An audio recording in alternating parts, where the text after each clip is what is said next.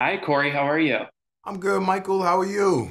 I'm great. I'm so excited to speak with you about this movie. I loved it so much. And we've seen The Color Purple around for many years through the book, the original Spielberg film. Yeah. But when were you first introduced to The Color Purple musical adaptation?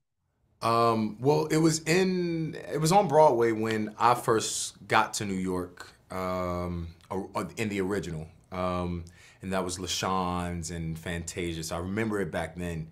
And then, of course, I saw, uh, Danielle Brooks, do it about 4 or 5 times. I just would just go and just, Me too. Yeah. yeah, yeah. We all, I mean, her and Cynthia and Jennifer do it so many times on Broadway. So I've been a fan for a long time of the Broadway version.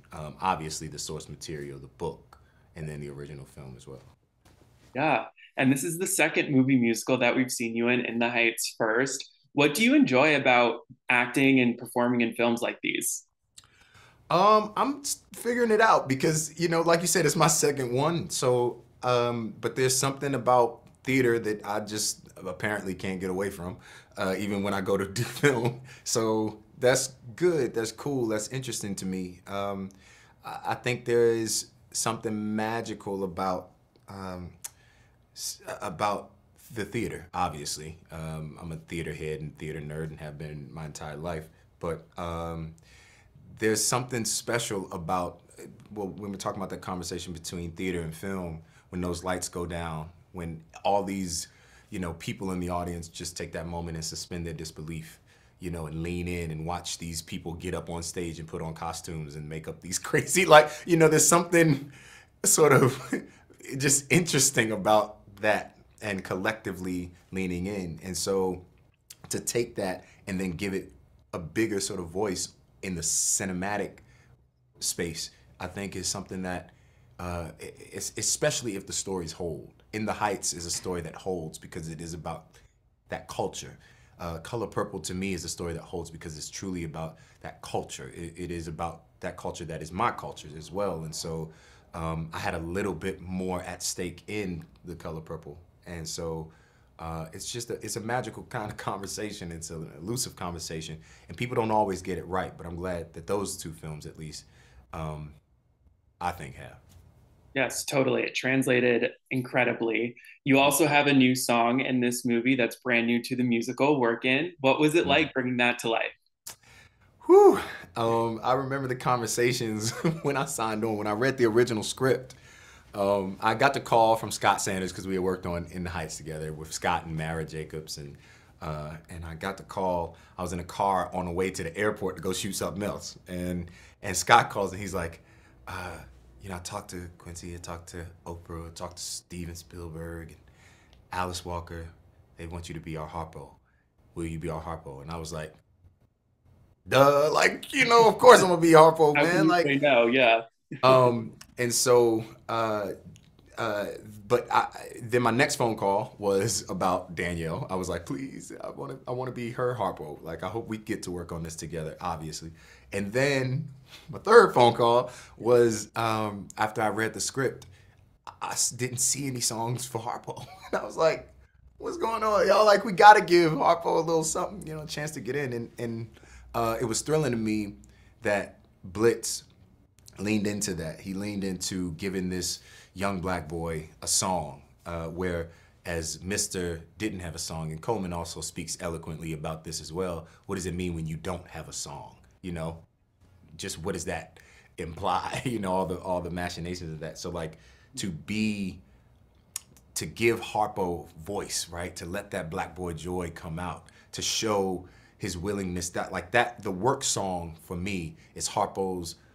It's the first sort of sight of Harpo sort of breaking the cycle of trauma. It's the first cycle of breaking that toxic masculinity that's passed down. And so it allowed me to lean in and push the button a little bit further with Harpo, and I appreciated that. It plays into the old work songs that we had to sing in order to keep from crying, and to get through our days working in the fields and Harpo chooses to build his woman a house, and he stakes his claim on that, and he takes pride in that. And so that's what that song sort of comes out of. And it was fun, man, putting it together. It was special. I'm glad I got to do Yeah. it. Yeah, it was totally a highlight. And I love hearing all the layers underneath that. You mentioned her before, but so many of your scenes in this film are with the incredible Danielle Brooks. Danielle What was Brooks. it like working with her in this movie?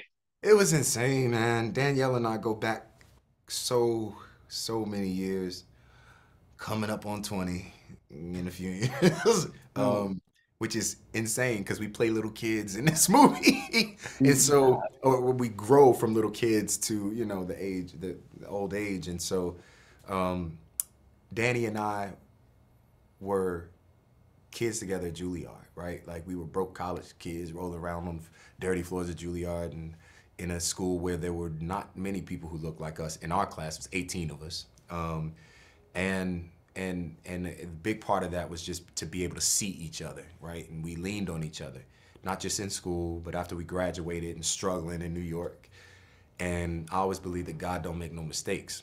So where we are right now is destined, it is ordained. Mama O, she always says, all things purple are all things divine. And so that is truly what I believe, because the odds of starting where we started and ending up here, I mean, what is that? At this moment, they choose to tell this story, and we are the people who got to do it. It is honestly mind-blowing when I think about it. It gives me chills every time. But she is a force in this film, and I'm happy to like support her and watch her shine. It's a joy. Yeah, it sounds like everything in so many different parts of this film were so just perfectly aligned for you. And as an audience member, it's a perfect movie with the perfect director, perfect cast. What does it mean to you personally to just be a part of this moment and this moment that this film is about to have right now?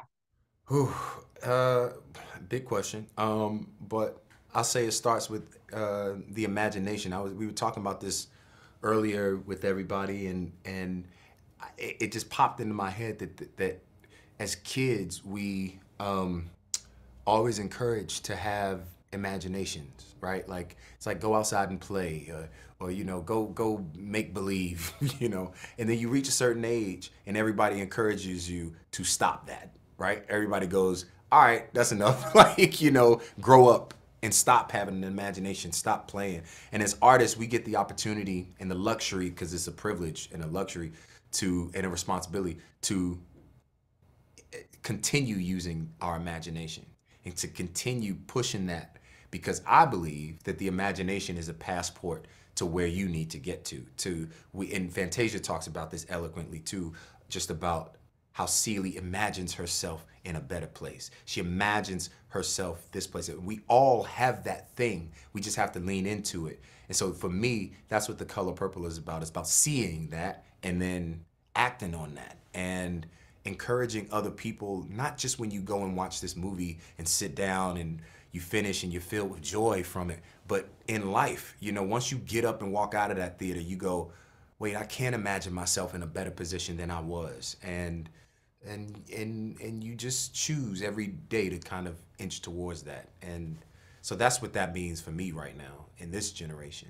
And I'm just thrilled to kind of be a part of that lineage, be a part of that legacy in whatever way I can.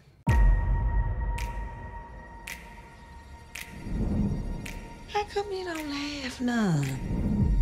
Ain't you got something to make you just smile?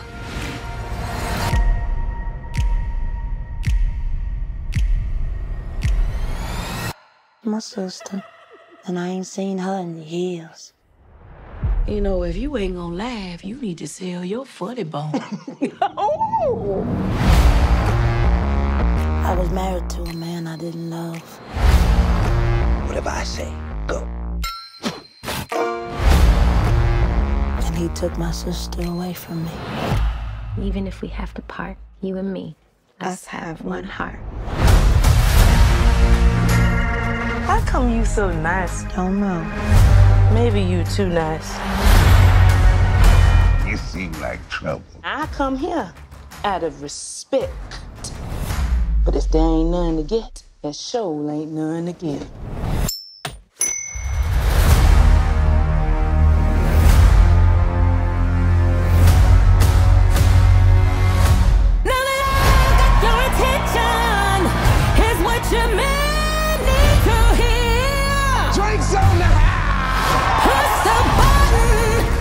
There's gonna be some changes made.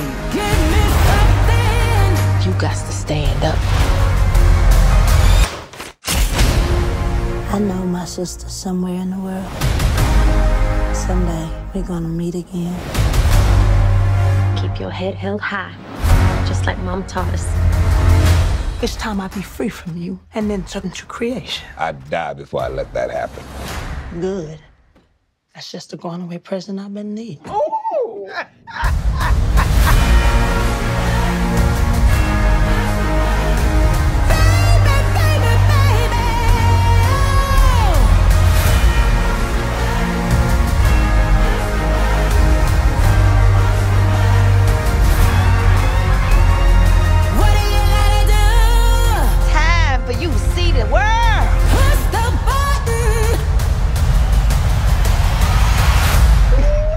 Loving God. Positive, you wanna come